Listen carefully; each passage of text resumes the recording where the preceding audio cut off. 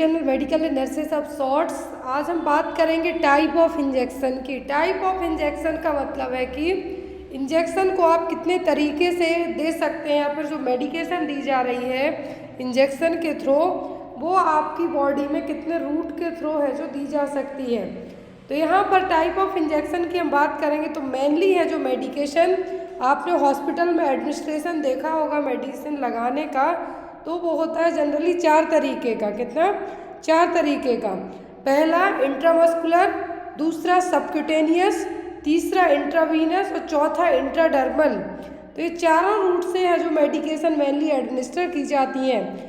अब यहाँ पर जो इंजेक्शन की टेक्निक है या फिर हम यहाँ पे टाइप ऑफ इंजेक्शन कह सकते हैं या फिर टेक्निक ऑफ इंजेक्शन कह सकते हैं। तो जो 4 तरीके के हैं इंट्रामस्कुलर, सबक्यूटेनियस, इंट्रावीनस और इंट्राडर्मल। तो सबसे पहले आपको स्किन की एनाटॉमी पता होनी चाहिए, तभी आप इन चारों तरीके के जो मेडिकेशन एडमिनिस्टर की जानी है वो समझ पाएंगे। तो स्किन की जो एनाटॉमी होती है जनरली यहाँ पर एपिडर्मिस मतलब सबसे ऊपरी लेयर, फिर होती है डर्मिस, फिर होती है हाइपोडर्मिस। हाइपोडर्मिस में आपके एडिपोज टिश्यू वगैरह आएंगे, फिर आती है सबक्यूटेनियस लेयर जो कि सबसे नीचे की तरफ रहेगी। तो यहाँ पर जो भी मेडिकेशन दी जाती हैं तो मसल्स में कौन सी दी जा रही हैं, वेन्स में कौन सी दी जा रही हैं, तो वो कौन सी लेयर यहाँ पे कवर करेगी। तो ये बेसिक एनाटॉमी पता होगी आपको, तब आप इंजेक्शन की टेक्निक के बारे में समझ पाएंगे। तो जब टाइप ऑफ इंजेक्शन की हम बात करते हैं कि इंट्रामस्कुलर आपने मसल्स में दिया इंजेक्शन, यहाँ पे आपको क्लियरली विजिबल होगा कि जो इंट्रामस्कुलर इंजेक्शन होते हैं ये दिए जाते हैं 90 डिग्री एंगल पर। कहाँ पर? 90 डिग्री एंगल पर। It administered at 90 degree angle and an intramuscular injection is a technique used to deliver a medication deep into the muscles. तो जो इंट्रामस्कुलर, इंट्रा मतलब देना, मसल्स मतलब मसल्स के अंदर जो इंजेक्शन दिया जा रहा है वो, तो जो भी मेडिकेशन मसल्स में जो डीप मसल्स हैं, मेडिकेशन जब डीप मसल्स में दी जाएगी तो यहाँ पर जितनी भी जो भी मेडिकेशन हमें कहेंगे यदि ऑयली टाइप के फॉर्म में रहेंगी, जैसे कि मलेरिया की मेडिसिन हो गई, ये हमेशा इंट्रामस्कुलर दी जाती है आईवी रूट से, सबक्यूटेनियस से, या फिर कोई इंट्राडर्मल रूट नहीं अपनाया जाता।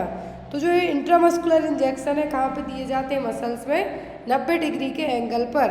अब यहाँ पर मसल्स कहाँ पे रहेंगी? तो सबक्यूटेनियस लेयर के नीचे। कहाँ पर? सबक्यूटेनियस टिश्यूज़ के नीचे। जो मेडिकेशन सबक्यूटेनियस टिश्यूज़ में दी जाती हैं वो रूट ही कहलाता है सबक्यूटेनियस। क्लियर? अब यहाँ पर जो इंट्रामस्कुलर इंजेक्शन के लिए जो मेनली मसल्स यूज़ की जाती हैं वो होती है डेल्टॉइड, मतलब कि आपके शोल्डर की मसल्स। कहाँ पर? शोल्डर की मसल्स में। जहाँ पर सबसे ज़्यादा मसल्स होती हैं वहीं पे इंट्रामस्कुलर इंजेक्शन दिए जाते हैं। क्यों?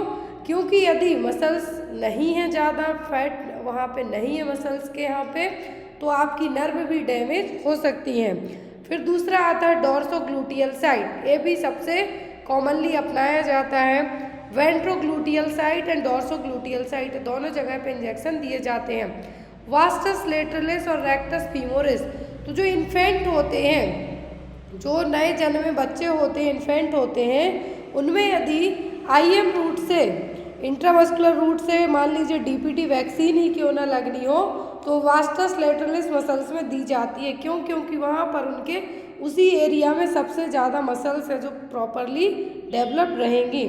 तो यहाँ पर आपने 4 जगह पढ़ी सबसे ज़्यादा जहाँ पर इंट्रामस्कुलर इंजेक्शन दिए जाते हैं, डेल्टॉइड मसल्स में, vastus lateralis and rectus femoris, dorsogluteal and ventrogluteal. फिर आपका यहाँ पर आता है इंट्रावीनस इंजेक्शन। अब यहाँ पे देखिए आपकी जो इंट्रामस्कुलर रूट अपनाया जाता है तो यहाँ पर कितना वॉल्यूम यूज़ किया जाता है आपको ये भी पता होना चाहिए। तो इंट्रामस्कुलर रूट से जो भी मेडिकेशन दी जाती है 90 डिग्री के एंगल पर दी जाती हैं, और ये मेडिकेशन आपका जैसे कि बटक्स हो गया, थाई हो गया, डेल्टॉइड मसल्स हो गई, यहाँ पर जो वॉल्यूम है मैक्सिमम और मिनिमम की बात करें हम तो मैक्सिमम 5 ml तक आप दे सकते हैं। लेकिन यहाँ पर इसके एडवांटेज भी कुछ होते हैं, कुछ डिसएडवांटेज भी होते हैं। तो एडवांटेज में ये होता है कि as compared to subcutaneous route के इंट्रामस्कुलर रूट से जो भी मेडिकेशन आप देंगे वो फास्ट तरीके से एब्जॉर्ब होंगी। जो भी ऑयली प्रिपरेशन, मैंने आपको स्टार्टिंग में ही बताया कि जो भी मेडिकेशन ऑयली फॉर्म में रहेंगी उनको यहाँ पे दिया जाता है। जो भी मेडिकेशन इरिटेशन कॉज कर सकती हैं टिश्यूज़ में, उनके लिए भी IM रूट से ही एडमिनिस्टर किया जाता है और इसके थ्रू जो ड्रग रिलीज होती है वो स्लो होगी। इसके कारण यदि इनकेस कुछ भी टॉक्सिसिटी वगैरह डेवलप होती है तो आपको फाइंड आउट करके उसका एंटीडोट देने में आपको सहूलियत हो जाएगी। सबसे मेन डिसएडवांटेज, हर एक चीज़ के प्रोस एंड कॉन्स होते हैं, मतलब अच्छी चीज़ें भी होती हैं, गलत भी होती हैं। तो जैसे इंट्रामस्कुलर रूट में आपने पढ़ा, ऑयली प्रिपरेशन की मेडिकेशन आपने दे दी, एब्जॉर्प्शन फास्ट हो जाएगा आपका। इरिटेटिव जो सब्सटेंस है वो भी दे सकते हैं, जैसे आयरन के इंजेक्शन हमेशा IM रूट से दिए जाते हैं, हेलोपेरिडोल दी जाती है, मलेरिया की मेडिकेशन दी जाती है इंट्रामस्कुलर रूट से ही, जो भी मल्टीविटामिन वगैरह दिए जाते हैं वो भी IM रूट से ही दिए जाते हैं। अब यहाँ पर इन सभी के जो IM रूट से मेडिकेशन दी जा रही हैं, तो इसके लिए यहाँ पर डिसएडवांटेज ये है कि इन केस आपने ये जो रूट अपनाया है इंट्रामस्कुलर रूट, इसके थ्रू नर्व भी डैमेज होने के चांसेस, जो नर्व और वेन है डैमेज होने के चांसेस रहते हैं। जो यहाँ पर ये देखिए, यहाँ पे आपने जो इंजेक्शन साइट यहाँ पे हो गई, आपने 90 डिग्री के एंगल से मेडिकेशन दे दी, लेकिन इन केस आपकी मेडिकेशन इसी की जगह थोड़ी भी इधर उधर हो गई तो आपकी सियाटिक नर्व डैमेज हो जाएगी। ह्यूमन बॉडी की सबसे बड़ी नर्व सियाटिक नर्व, वो डैमेज होने के चांसेस रहते हैं इंट्रामस्कुलर इंजेक्शन के कारण। बहुत ही केयरफुली दी जाती है। जेट ट्रैक मेथड भी अपनाई जाती है इंट्रामस्कुलर रूट के लिए ही। क्यों? क्योंकि जो इरिटेटिव मेडिकेशन रहेंगी, अभी हमने पढ़ा कि जो इरिटेटिव सब्सटेंस है वो दिए जा सकते हैं, जेट ट्रैक मेथड भी अपनाई जाती है इसी इंट्रामस्कुलर इंजेक्शन को देने के लिए, ताकि आपके ये जो यहाँ पर सबक्यूटेनियस टिश्यूज़ हैं, ये जो मेडिकेशन लीक ना हो पाए इनमें। नेक्स्ट रूट आता है आपका सबसे ज़्यादा जो यूज़ होता है इंट्रामस्कुलर के बाद, इंट्रावीनस इंजेक्शन। ऐसे इंजेक्शन जो डायरेक्ट आपकी वेंस में दिए जाते हैं, वो सबसे फास्ट तरीके से एब्जॉर्ब होने वाला मेडिकेशन रूट है क्या? इंट्रावीनस। तो यहाँ पर they are sent directly into your vein using a needle or tube. In fact, the term intravenous means into the vein. Direct आपकी वेंस में कोई भी मेडिकेशन है जो दी जा रही है तो वो कौन सा रूट है? Intravenous route. यहाँ पर IV कैथेटर के थ्रू आपको IV कैनुला लगाया जाता है, उसके थ्रू भी दी जा सकती हैं और डायरेक्ट भी दी जा सकती हैं। 25 डिग्री का जो एंगल है यहाँ पे अपनाया जाता है इंट्रावीनस इंजेक्शन देने के लिए।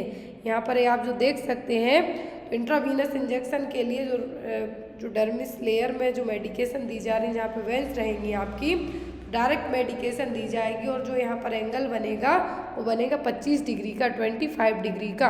अब यहाँ पर हर एक मेडिकेशन के, जैसे मैंने कहा, प्रोस एंड कॉन्स होते हैं। तो यहाँ पर इंट्रावीनस इंजेक्शन है जो जनरली सेफेलिक वेंस में, क्यूबाइटल वेंस में और वैसिलिक वेंस में दिए जाते हैं। अब यहाँ पर एडवांटेज, सबसे बड़ा एडवांटेज ये होता है कि सबसे फास्ट तरीके से एब्जॉर्ब होता है एज़ कम्पेयर टू IM के भी आप कंपेयर करें तो यहाँ पर IV रूट से मेडिकेशन फास्ट आपके सीधे ब्लड में सर्कुलेट होगी, तुरंत एक्शन करेगी। दूसरा है यहाँ पर इमरजेंसी सिचुएशन में यही रूट अपनाया जाता है। मरीज बेहोश है तब भी उसको यही रूट अपनाया जाएगा। यहाँ पर जो भी फ्लूइड लार्ज वे में IM इंजेक्शन से आप 5 ml ही फ्लूइड दे सकते, मेडिकेशन दे सकते। आपको 100 ml 250 ml जो भी ज़्यादा वॉल्यूम में फ्लूइड एडमिनिस्टर करना है तो वो भी इसके थ्रू आप इंजेक्ट कर सकते हैं। यहाँ पर एब्जॉर्प्शन की ज़रूरत नहीं होती है, 90% सीधा आपके ब्लड में सब कुछ सर्कुलेट हो जाता है। और यहाँ पर ब्लड प्लाज्मा और जो भी फ्लूइड वगैरह होते हैं वो भी इसी रूट से एडमिनिस्टर किए जाते हैं। जो भी आपको ब्लड वगैरह चढ़ाया जाता है, ट्रांसफ्यूज़न किए जाते हैं, ज़्यादा वे में 50 ml 60 ml जो मेडिकेशन दी जानी उसके लिए भी यही रूट अपनाया जाएगा। सबसे बड़ा एडवांटेज होता है there is no retreat. Retreat का मतलब कोई भी मेडिकेशन आपको दे दी तो इतने फास्ट तरीके से एब्जॉर्ब होगी कि सबसे ज़्यादा रिस्क भी इसी मेथड के थ्रू होगा। सेप्सिस वगैरह इन्फेक्शन होने के चांसेस भी इसी के थ्रू होंगे। फ्लेवाइटिस नाम आपने सुना होगा, फ्लेवाइटिस जो भी आपकी वेंस है उनमें इन्फेक्शन और इन्फ्लामेशन का होना, और जो सराउंडिंग टिश्यू है उनमें इन्फिल्ट्रेशन होने के चांसेस रहेंगे। और यहाँ पर जो इनसॉल्यूबल जितनी भी आईवी मेथड से मेडिसिन दी जाती है वो सॉल्युबल फॉर्म में रहे, मतलब घुलनशील रहे, मतलब कि यहाँ पर ऑयली फॉर्म है जो नहीं अपनाया जाता है कभी भी इंट्रावीनस रूट के लिए। फिर आपका आता है subcutaneous.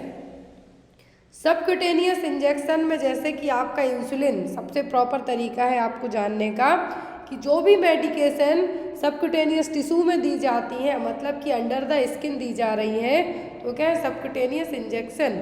In this type of injection a short needle is used to inject a drug into the tissue layer between the skin and muscles. तो यहाँ पर सबक्यूटेनियस इंजेक्शंस के लिए जो साइट अपनाई जाती है, मतलब कि अंडर द स्किन जो मेडिकेशन दी जा रही है, तो सबसे कॉमनली एग्जाम्पल के तौर पे आप याद रखें इंसुलिन सबसे बेस्ट एग्जाम्पल है। इंसुलिन हमेशा सबक्यूटेनियस रूट से दिया जाता है। तो सबसे कॉमनली इंसुलिन के लिए जो साइट अपनाई जाती है वो होती है abdomen in the umbilical region, umbilical area और एब्डोमेन के यहाँ पर, क्योंकि यहाँ पर सबसे ज़्यादा सबक्यूटेनियस टिश्यूज़ रहेंगे तो यहाँ पे सबक्यूटेनियस इंजेक्शन दिए जाते हैं। अब इसके भी यहाँ पर वॉल्यूम की बात करें तो 2 ml बस यूज़ किया जाता है। यहाँ पर इनसॉल्युबल सस्पेंशन जैसे कि इंसुलिन हो गया जो कि इंजेक्ट किया जा सकता है। एब्जॉर्प्शन स्लो होता है, स्लो लेकिन कांस्टेंट। हाइजीनिक सबसे हाइजीनिक रूट माना जाता है, लेकिन यहाँ पर एब्सिस का फॉर्मेशन ज़्यादा होने का चांसेस रहेगा और जो एब्जॉर्प्शन है वो लिमिटेड रहेगा ब्लड में। जैसे कि आपने सबक्यूटेनियस रूट से कोई भी मेडिसिन दी, एड्रेनालिन दे दिया, इंसुलिन दे दिया, तो ये बहुत ही स्लो आपके ब्लड में जाके एब्जॉर्ब होगा। फिर यहाँ पर आता है आपके इंट्राडर्मल इंजेक्शन, जैसे कि BCG वैक्सीन हो गई। जो भी एलर्जिक टेस्ट किए जाते हैं वो भी इसी रूट से किए जाते हैं। इंट्राडर्मल का मतलब है डर्मिस लेयर।